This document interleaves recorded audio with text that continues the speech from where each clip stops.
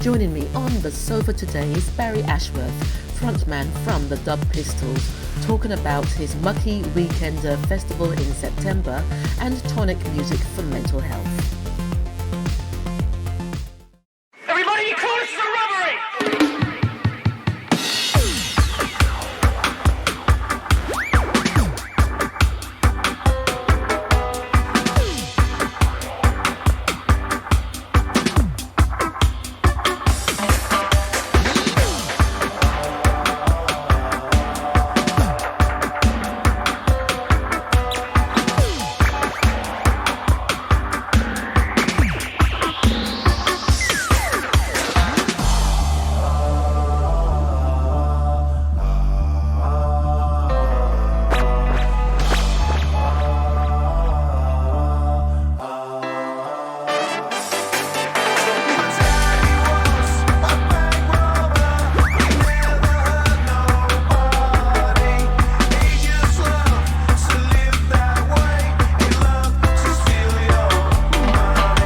Vessel number 9, nostalgic 80s funk soul brand, housing the finest videos, stories and interviews from key movers and shakers in this defining era of audio magnitude, including funk soul DJ-led events, showcasing precision playlists and much more.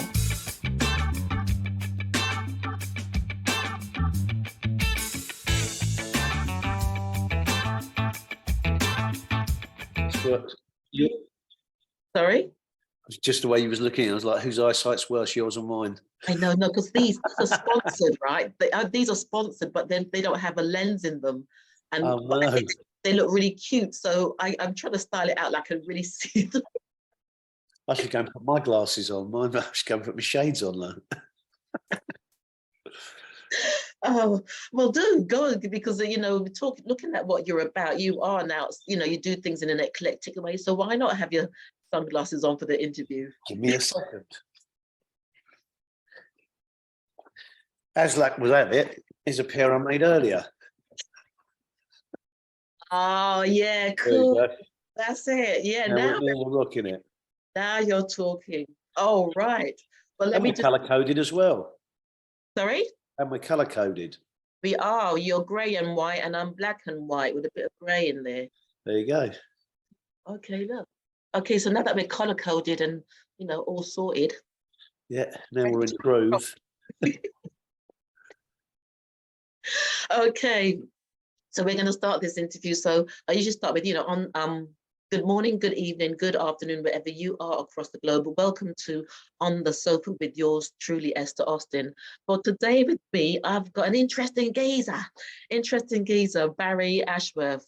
You know, he's a promoter, he's a DJ, he's many things. I mean, if I read his credentials, it would take up the interview. But I'd just like to welcome you onto the platform, Barry. And thank you very much for having me. I realised as soon as we're on the sofa, I better dash and get on the sofa. Go on. I already have. No, I'm on it now. This is it. I'm in the sofa. Look. Fantastic, and it looks good with you as well. You sit in that sofa really well, Barry. I'm impressed. There you go.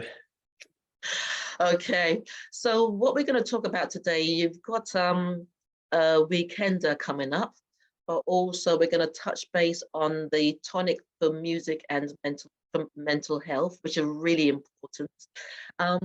But I like to ask my guests before we go any further, Barry, who is Barry Ashworth in a nutshell, in a peanut shell, or a crab shell? Right. Who is Barry Ashworth in a nutshell? A chancer. Someone who's never taken no for an answer. Someone who believes that you can be anything that you want to be. You just say you are, and then you've just got to prove it to the world. Excellent. And also I see you as a bit of a mini activist, like you said, a risk taker, eclectic as well. All those things sort of sum up who Barry Ashworth is. And I forgot to say, the Dub Pistols, the frontman of the Dub Pistols. That was important, and I left that out. So welcome. And I like, there's a quote that someone said about you, you know, a fearless soldier working behind the front line of the UK's thriving dance scene. So, and I can see that, you know, that soldier energy is almost like, if I'm going to do this, I'm going to do this. Whether you're with me or not, I'm going to do it. And I just love that energy about you. Yeah, I mean, I started promoting and I went off to Ibiza in 1987. I wanted to be a footballer like every boy around that sort of age. I mean, I'm 57 now, so this was 1987. And I loved it so much that I never went home. And stayed there for the summer. And then when I did go back, started running, I guess you would call them acid house parties then, but they were more like Balearic parties because the music scene was so different. And I just kind of went from there, you know, I was kind of taught myself to DJ, started putting on nightclubs all around London when it was more like a cottage industry. Yes. You know, your likes of your Paul Oakenfold, your Trevor Fungs, your Robbie Vincents, your whatever. And I remember when DJs started charging £350 each, and I thought they'd lost their mind and got completely greedy. And now, obviously, it's gone from being a cottage industry to a multi-billion-pound, you know, business that's, you know, one of the biggest earners for this country. Yeah. I think again, I think again, going for, you know, having gone through the ages, you naturally, you know, you explore more and more music, and every time you find a new music, then you look for the foundations of that music. So like when I got, you know, when I was much younger, you know, I was into my hip hop, and then I got into my ska, and through the ska music, through the Specials, through the Clash, through the two-tone movement, that got me into Studio One, which got me into the whole reggae scene, you know, and then I went, like I said, off to Ibiza. That got me into the club scene and the house music. I always liked, you know, kind of rock music, but not rock music.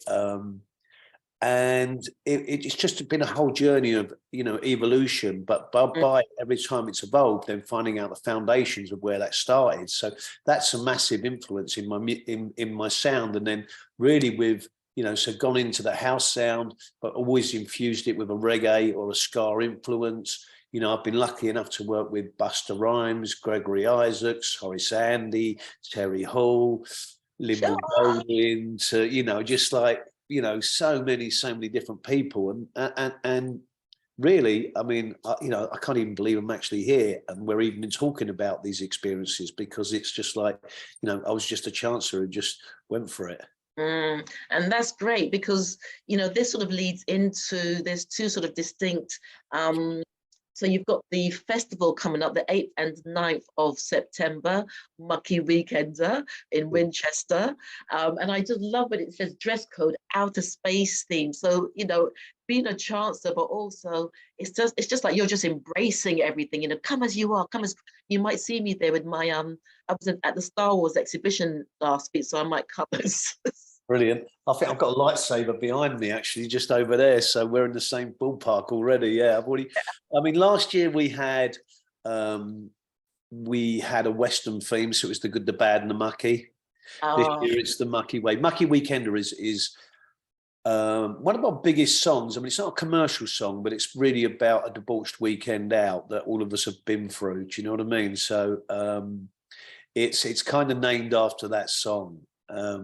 Even though we're not that kind of way anymore, because I've been through the mill and back. My company's called What Could Possibly Go Wrong Limited, everything. Do you know what I mean?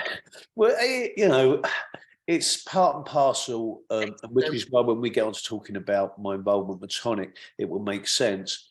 It's, you know, being in a band and being in a band for as long as I have, then obviously, and starting very young as I did, then you experience the highs and the lows.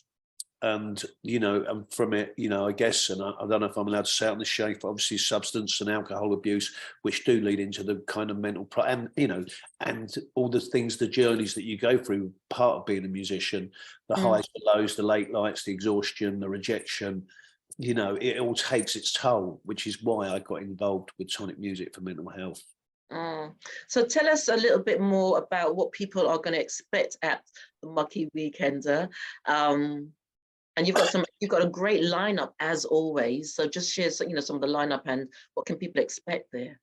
Well, Mucky Weekend is like, it's a festival where you literally can come on your own and you'd leave with 1,000 new friends. You know, it's like a huge family. It's not a massive family. It's quite a boutique. It's 2 days, 8th and 9th of September. It's over 18s. It's people really actually, but I would say the demographic really is like 30 plus. Do you know what I mean? It's not. It does go down to 18. You're allowed in if you're 18. I can get in then. Yeah, you can get in, babe. Just about creeping, I reckon. And then like I said, we got the selector, obviously, because of my love of two tones always been massive. We got one of the most fantastic up and coming reggae bands in the country right now that are selling out the Roundhouse and things, called the Skints. We've got Goldie, obviously, you know, drum and bass legend, General Levy. We've got going back a little bit now, we've got the Stereo MCs, which is a whole host of a lineup. And then we've also got a massive house day where we've got, you know, an icon, Smoking Joe, and the Faith Lot doing a takeover. So there is every single style represented. But because I've been in the industry like so long, and because I've probably played every festival in the world, I know most of these bands. They're like friends of mine. So I know how good they are. And I know that they're going to put on the most perfect show, or I wouldn't book them. Excellent. A massive house day where we've got, you know, an icon, Smoking Joe, and the Faith Lot doing a takeover. So there is every single style represented. But because I've been in the industry like so long, and because I've probably played every festival in the world, I know most of these bands. They're like friends of mine. So I know how good they are, and I know that they're going to put on the most perfect show, or I wouldn't book them. Excellent. I started getting involved with Tonic Music for Mental Health. They invited me down to do a show with my dear friend who sadly passed away this year, Terry Hall from the Specials. Yeah. And we went down and I was discussing with Steph all the things that they do. I thought it was a fantastic idea, which is using music, you know, as recovery. For me, music's the most uplifting and it's emotional thing in the world. So it made total sense. So I got involved with them. They asked me to become a patron.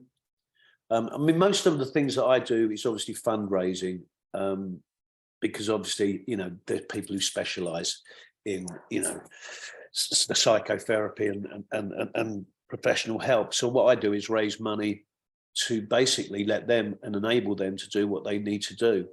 I have a flying circus, which happens once a year, where I get 40, I'm an official member now of the Flying Circus, and I get 40 people to come and strap themselves to a biplane and do loop-the-loops, barrel rolls, and God knows what. And we do a full display, you know, with members of the Red Arrows. So it is very, very special. And I've been lucky enough to raise a lot of money, but Tonic's profile has gone through the roof, and the amount of things that they're doing now is incredible. Especially I noticed they do a lot. I mean, they do incredible work, but they do a lot of work specifically with men as well, which is really important because suicide rates for men are, you know, sort of through the roof. Yeah, I think the pandemic, as awful as it was, and it was horrific, I think it made so many people aware of mental health, because I think that a lot of people for the first time in their lives started to feel the effects of it and things that they've, and also there was so many, and I hate to say this because I lost quite a few friends myself in the industry, where as musicians as well, we were told, you know, we were the first in and last out, first out, last back. Do you know what I mean? Because of the nature of our business. Most musicians live hand to mouth. Do you know what I mean? There might be 5% that make a decent living, but most of them have to go touring and gigging and all those things, and their whole livelihood was taken away, and they were told by the government that they weren't viable. Yes. You know, and they were totally left hopeless and feeling like they had no sense of self-worth. And sadly, it took a massive effect on a lot of people. You know, and a lot of them, as you said, were men. But for the first time, people started to talk about it openly and unashamedly. You know, so for whatever reason, the pandemic has made it a topic that people are now not ashamed to talk about. Mm. And also a lot of, we would say, celebrities, artists, legends and stars have come out with their own stories. And those are also very, you know, people look up to people like that. So that's made a big difference as well. Because they've sort of stepped into their vulnerability on a public platform, which has allowed others way to open up. I think that could probably, because everybody has the perception that other people's, especially with the social media world, that everybody's world is perfect. Yes. And especially if you're an artist and things like that. Yeah, most artists are incredibly shy, but they really struggle just to put themselves through going on stage. They're open to huge amounts of criticism just because that goes with, you know, you've got to be able to take the criticism. But, you know, one minute you are everybody's favorite, the next thing nobody likes you. Do you know what I mean? Well, especially in this country, we seem to look down on success. Yes. Do you know what I mean? It's like, it's once you speak, you know, on the way up, you're fine. As soon as you get there, everybody wants to beat you down. So, absolutely. And as I said earlier on, quite because of the industry, it's quite notorious for it is late nights, it's long days, it's lots of hanging around.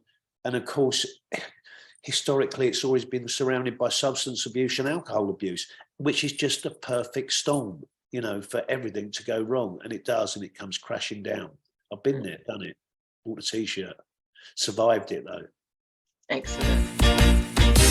Now you this, long time stand come back again.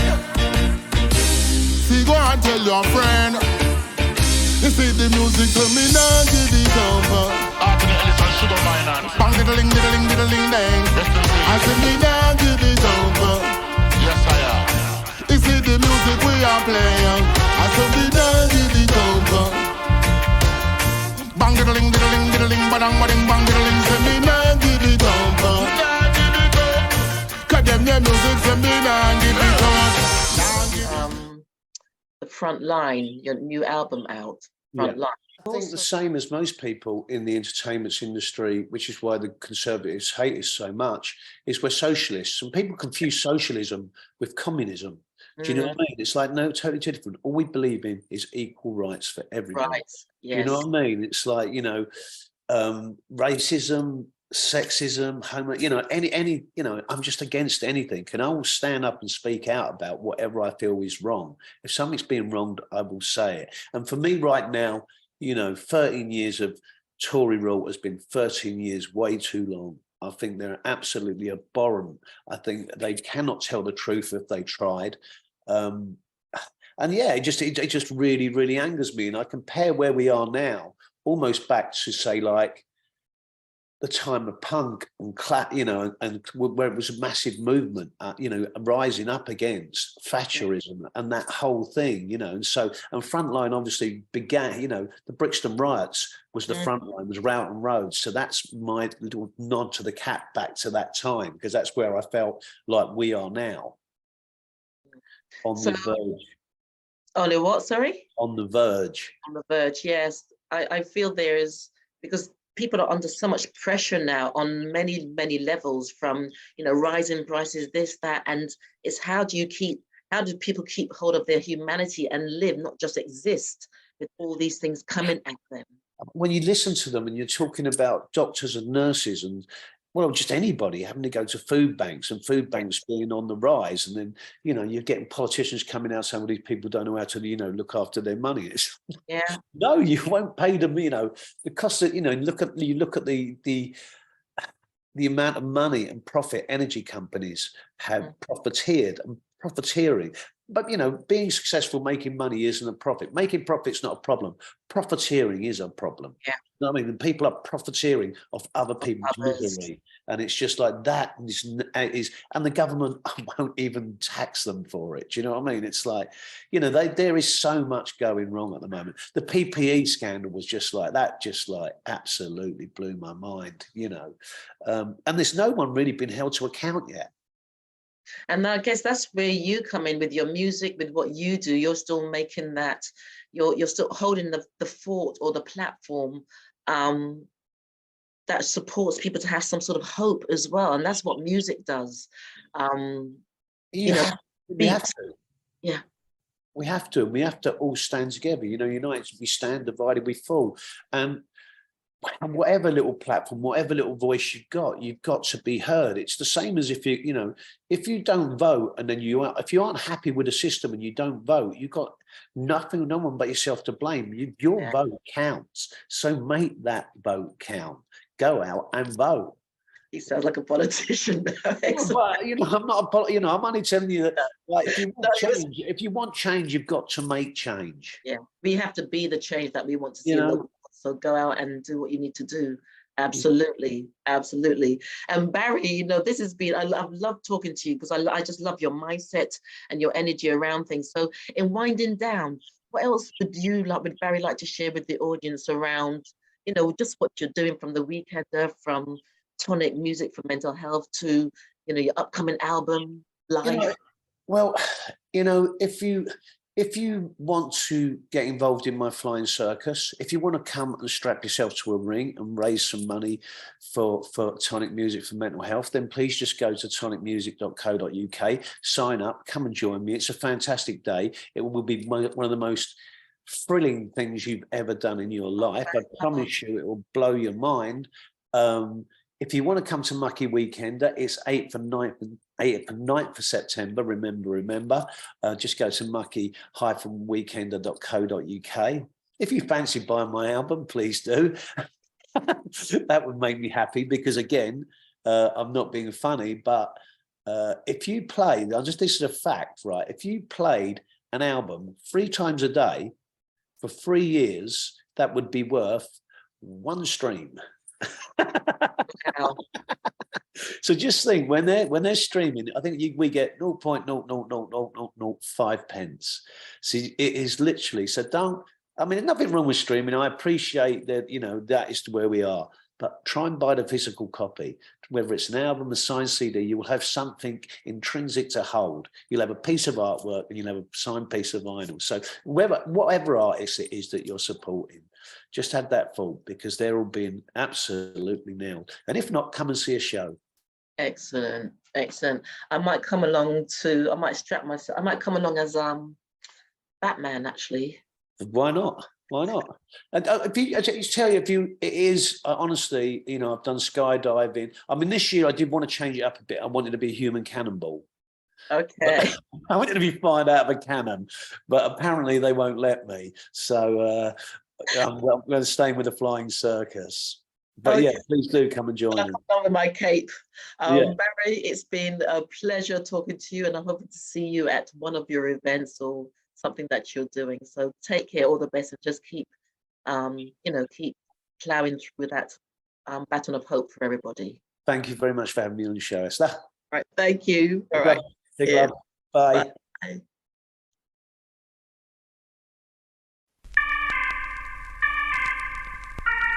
Now, fellow rude boys, stand fast and let us unite and deal with 100 or 1,000 years. No matter what the problem, unity will get us through it. It's our intent to right wrong. We'll stand together. Yes, we're all so used to stepping forward. It's a shock when we take 2 steps back. Just a temporary lapse in judgment. Keep moving, we'll get back on track.